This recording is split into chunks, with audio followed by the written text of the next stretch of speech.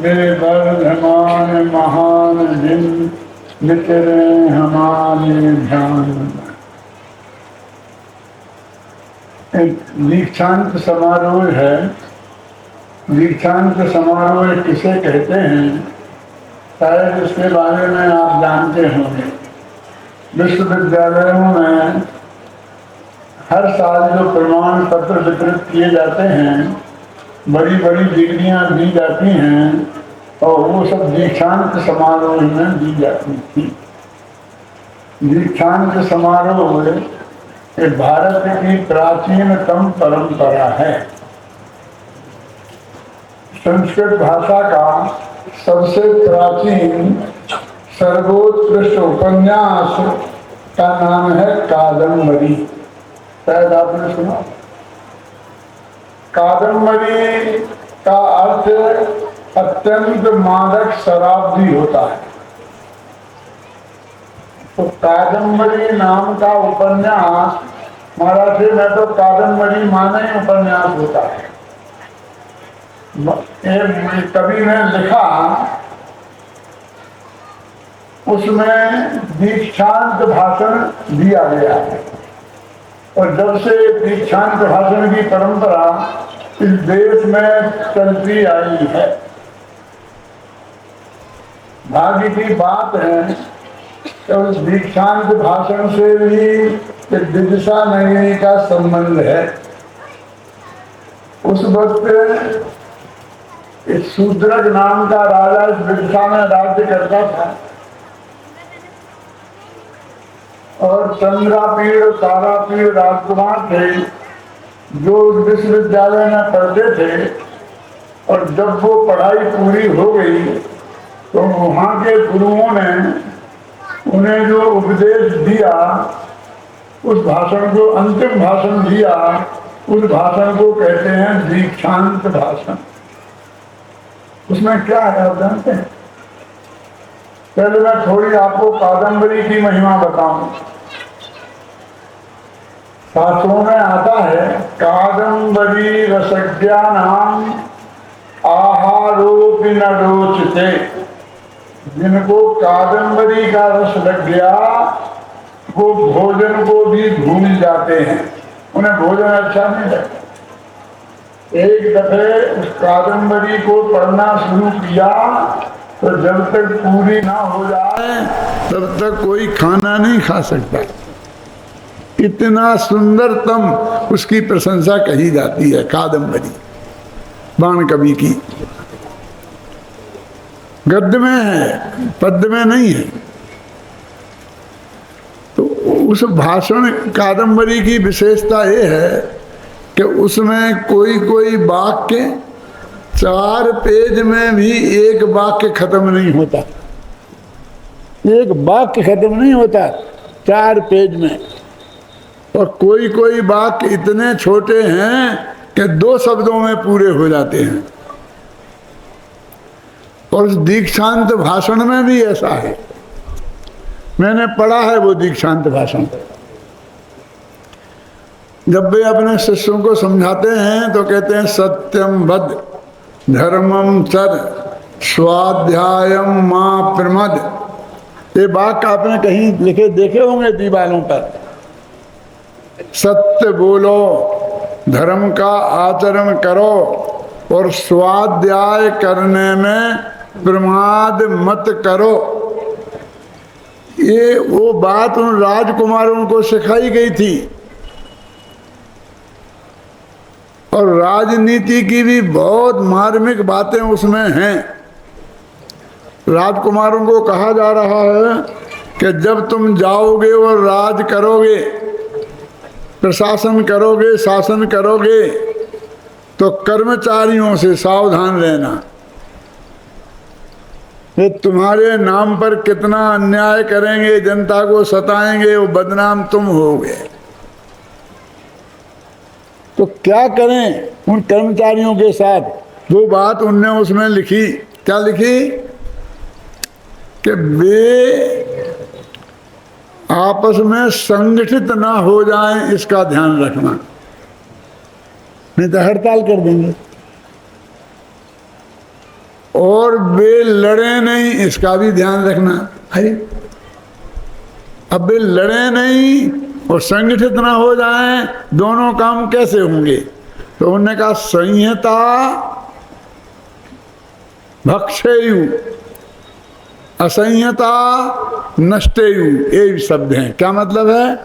यदि वे संगठित हो गए तो मिल बांट के खा जाएंगे तुम्हारी संपत्ति को, और असंहिता यदि वे लड़ पड़े आपस में तो नष्टेयु, तो नष्ट कर देंगे। तो क्या करें कि ना वे संगठित हो जाएं पूरी तरह और ना वे लड़ें, असंगठित हों। ऐसा करना। ऐसी बहुत बातें हैं, मैं तो आपको 2-4 वाक्य सुना रहा हूं कि वो सबसे पुराना दीक्षांत भाषण है जो आज भी उस कादम्बरी में लिखा हुआ है, और जिसके नाम पर ही ये सब दीक्षांत भाषण होते हैं यूनिवर्सिटियों में। उस भाषण को दीक्षांत भाषण, वो कोई बाहर का आकर राष्ट्रपति आकर दीक्षांत भाषण देता है, प्रधानमंत्री आगे दीक्षांत भाषण देता है, ऐसा नहीं है। दीक्षांत भाषण तो उस गुरुकुल के जो आचार्य हैं सर्वोच्च, वो ही देते हैं। राष्ट्रपति आए, प्रधानमंत्री आए, राजे महाराजे आए तो आए, मुख्य अतिथि बन के आए, लेकिन दीक्षांत भाषण कोई नहीं देगा, वो ही देते हैं आचार्य। और वो अपने शिष्यों को ये बताते हैं कि भाई तुम हमारे पास पढ़े, ये तुमने सीखा, हमने तुम्हारे लिए सिखाया, क्या सिखाया, अब उसका उपयोग अपने जीवन में कैसे करना, ये बात वो बताते हैं। उसका नाम है दीक्षांत भाषण। ये अपना एक प्रशिक्षण शिविर 50 साल से चल रहा, ये 50वां है। आप एक आध व्यक्ति के ऐसा का नाम जानते हैं कि जो इस प्रशिक्षण शिविर में 50 में शामिल हुआ हो और पहले दिन से अंतिम दिन तक उसमें शामिल रहा हो? है कोई ऐसा व्यक्ति? क्या समझे? 50 वर्ष तक लगातार हर शिविर में शामिल हुआ हो और पहले दिन से अंतिम दिन तक हाजिर रहा हो, अपनी ड्यूटी निभाई हो, ऐसा नाम आप कोई जानते हैं? तो उसका नाम है पंडित हुकुमचंद।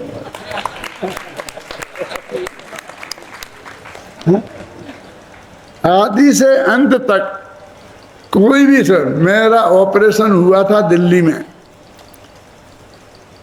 9 ऑपरेशन के बाद 9 दिन तो वेंटिलेटर पे रहा था बेहोश, इतना बड़ा ऑपरेशन था। ओपन हार्ट सर्जरी थी, बाल भी चेंज हुआ था, क्या क्या हुआ था वो ज़्यादा लंबा नहीं। लेकिन ये दिक्कत ये थी कि शिविर इस साल कहाँ लगे, तो कोई भी आदमी देश का अपने यहाँ शिविर लगाने को तैयार नहीं था। क्यों? क्योंकि इसमें डॉक्टर भारेल नहीं आएंगे। नक्की था, मैं नहीं जा सकता था। 17 मार्च को मेरा ऑपरेशन हुआ था, उसके बाद 9 दिन तक बेहोश रहा, महीने भर तक हॉस्पिटलाइज रहा, और ये मई में लगता है शिविर जो आपने देखा। तो अभी महीना 2 महीना भी नहीं थे। कौन कहे? उनसे कहा कि नहीं आप चिंता मत करो, आएंगे। आखिर वो शिविर फिर टोडरमल स्मारक भवन में ही लगा। और भाग्य की बात है कि मैंने उसमें भी आदि से अंत तक हाजिर रहकर रोजाना अपनी ड्यूटी पूरी की। एक बड़े दादा हैं, वो भी पहले शिविर से मेरे साथ कंधे से कंधा मिलाकर इस काम में रहे। पर 1 बरस ऐसा हुआ था, क्यों कोटा शिविर में दादा नहीं आ पाए थे, क्योंकि वो बीएड की ट्रेनिंग में थे सागर में, नहीं आ पाए। उस वक्त भी बड़े दादा की क्लास परमात्मा ने संभाली थी। बहुत पुरानी बात है, सन 74 में।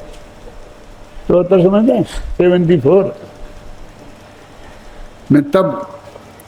और बाकी, और आज मुझे प्रसन्नता पूर्वक ये बात घोषित करते हुए प्रसन्नता हो रही है कि मैंने इन बच्चों को बुलाकर कहा कि मैं तो जा रहा हूँ, कभी भी जा सकता हूँ, तो ये तत्व ज्ञान के प्रचार प्रसार के ये काम चल रहे हैं, ये मेरे ही साथ चले जाएंगे क्या? समझे भाई? मैं आपके पिताजी और आपके पिताजी के पिताजी मेरे मित्र थे, मैं उनके साथ मेरे बहुत घनिष्ठता रही है। हाँ। तो मैंने इनसे कहा और इनने कहा कि नहीं दादा ऐसा नहीं होगा।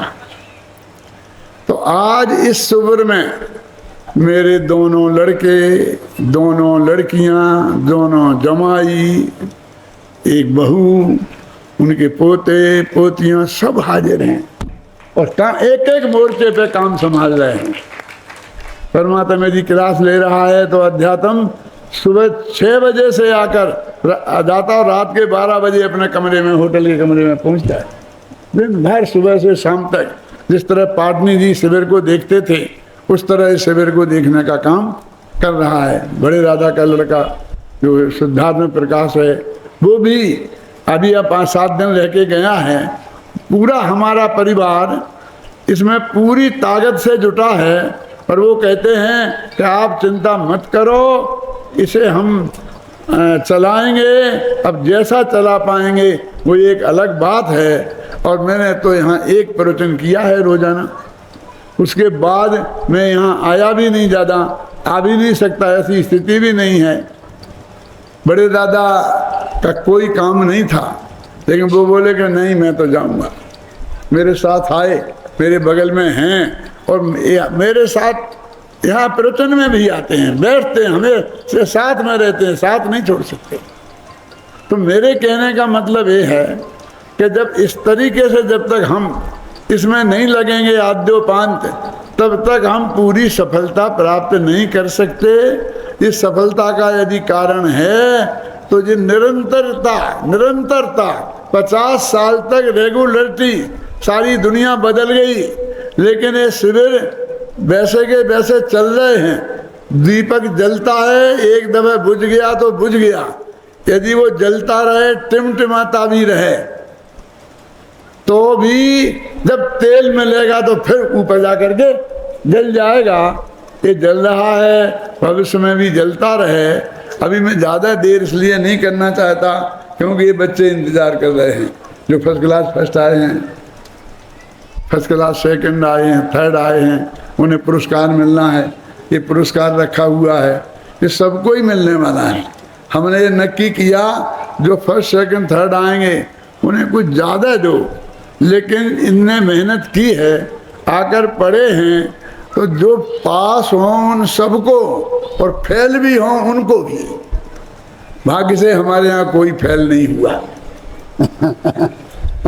लेकिन हमने नक्की किया है कि उसको हम ये सत साहित्य देते हैं भेंट में, तो सबको मिलने वाला है।